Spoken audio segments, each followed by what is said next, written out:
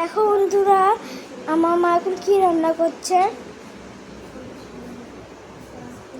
মা, এটা কি মাছ গো? হ্যাঁ, বড় মাছ। আর সজনের ডাঁটা ওটা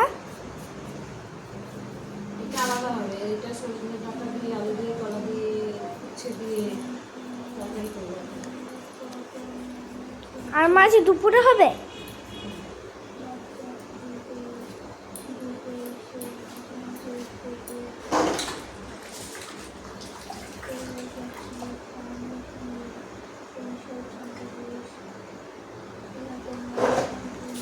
এগুলো সব কি করে